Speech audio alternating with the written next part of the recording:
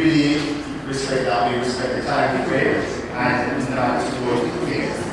If there are things that we need to elevate on further, then we can do that, okay? So I believe the prayer is good enough, so I bring us forward to our place together. And for hosting us here today, I'm delighted to be here for some face-to-face discussion on the issues that are important to Calgary's Caribbean community. And I'm pleased as well to be joined by my colleague. I do want to thank you for the support you provided this summer to those affected by the devastating Hurricane Beryl, which touched down in the Caribbean in July.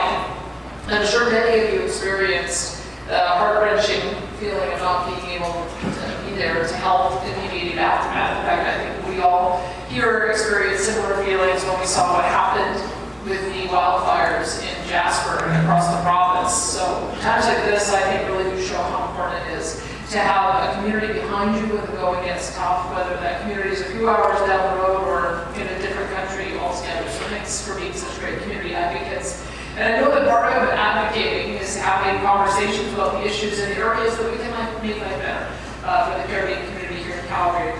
And I think it's been a great year for every student had an opportunity to return to in-class learning, because there are some kids who can only learn that way. And so when I got elected 2 years ago, I made sure that we removed any of the barriers for kids to return. We also have a robust homeschooling option for kids, and even a blended program. There's a school in Okotoks which offers online learning with a structured teacher, and so you can do that as an option as well. So we believe that every person needs to be able to learn in their own way, supported in their own way, and if there's any issues that you're finding, we can make sure that we connect them to our education minister to fill any gaps. But I think one of the things that we learned through COVID is that having those long breaks for kids can be really difficult on their socialization, really difficult on mental health. It can cause some learning loss for kids to fall behind. That's why we are in the process of changing our curriculum at the youngest levels, so that kids are able to have a bit better literacy, better math skills, and then hope that works its way out so that they're prepared to go on to university.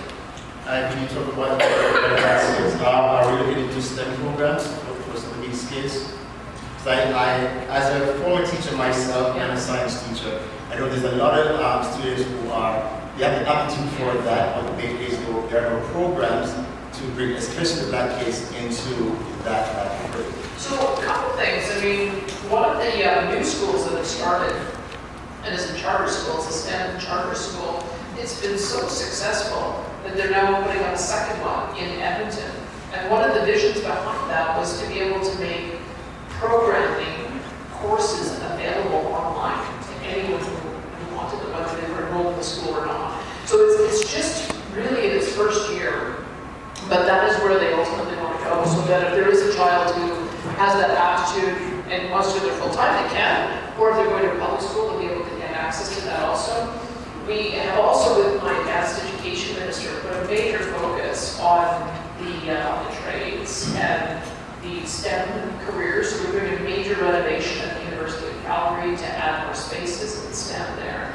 But we've seen a 50% increase in students that are going into applied type of programs into the apprenticeships. And so I'm sure we can always do more to connect people with those opportunities, but it is an area where we had felt that we didn't have enough focus on all of that applied learning. So we're working with the K-12 school division on developing collegiates, which allow for dual credit, so that the kids can graduate and go either immediately into the workforce or into a school program, so they have a shorter period of time before they can start working.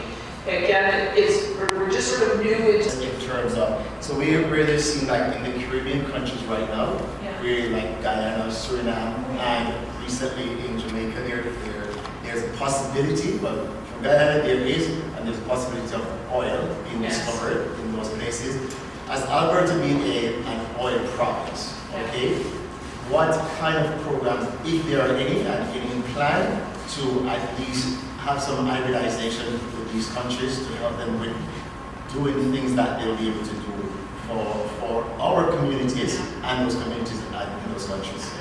Guyana is going to be amazing to watch. I've read articles that suggest that they are going to have the highest per capita income within the next 10 years with the significant oil mine that was happening there. We're developing it in conjunction with Exxon.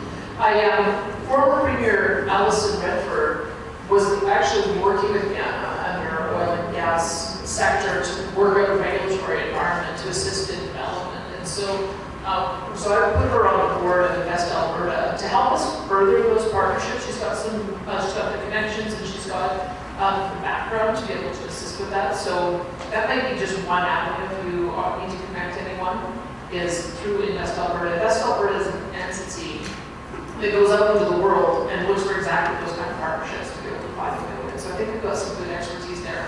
Don't know as much about Suriname and the opportunity there, but now that you've mentioned it, I'll take that away and just see what we can do on that. But we believe that we are now, because we developed the equivalent of 4.6 million barrels a day for export mostly. And I want to see that continue. I've challenged our industry and our pipeline companies to find a way to double our production and double our export. And we believe that there's going to be a real need for reliable, safe, dependable supplies of oil and natural gas and some of the turmoil. It's pretty clear. You can look at our charter of rights, you can look at our bill of rights, and you'll see that what we value in Alberta and indeed in Canada is freedom, number one. There's lots of listing of the freedoms that we value, whether it's free speech or whether it's property rights or an economic freedom. Family is vitally important. A lot of our policies center around keeping supports for families so that families can support one another. Faith, a lot of communities of faith offer the opportunity if somebody needs support and mentorship to be able to have that as the first safety net. Other community groups as well. We've seen some amazing community groups that offer that support as well. Free enterprise, we are the province of free enterprise. This is the place people come if they want to start something new and fulfill their dreams. And then philanthropy is pretty clear. You can look at our charter of rights, you can look at our bill of rights, and you'll see that what we value in Alberta and indeed in Canada is freedom, number one. There's lots of listing of the freedoms that we value, whether it's free speech or whether it's property rights or an economic freedom.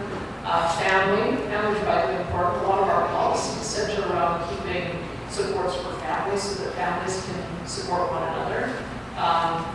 Faith, a lot of communities of faith offer the opportunity if somebody needs support and mentorship to be able to have that as the first safety net. Other community groups as well. We've seen some amazing community groups that offer that support as well.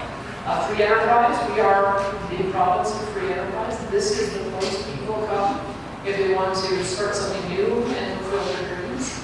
And then philanthropy. Canadian folks are not getting through to Canada or even to Alberta. Are there any programs from the provincial government that is able to facilitate, especially we have heard in the news recently about those workers who came here on the farmer program and are being treated in a way very derogatory way? It's very frustrating because the federal government is, I think, doing a poor job of managing the different streams. And so there are people who are following the rules, going through the right way, and then there's a way of others to jump the queue, whether it's through temporary worker program, international students, asylum seeking.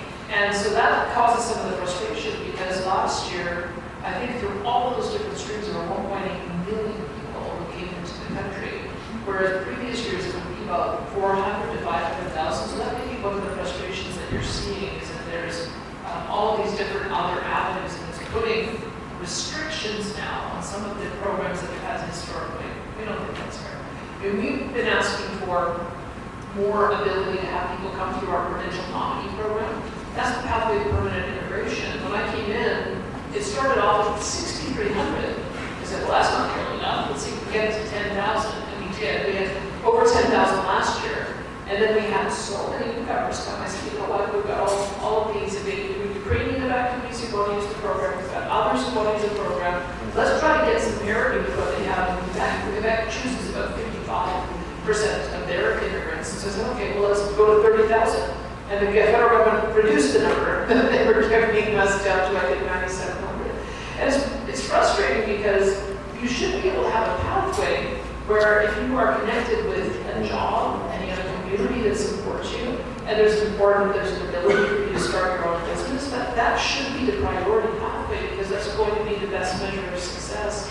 Instead, the federal government is managing this and not letting the provinces do that. So we're going to keep trying because those programs are all very popular. We've got a rural stream and we've got an economic stream, we've got a number of just opened up a tourism stream.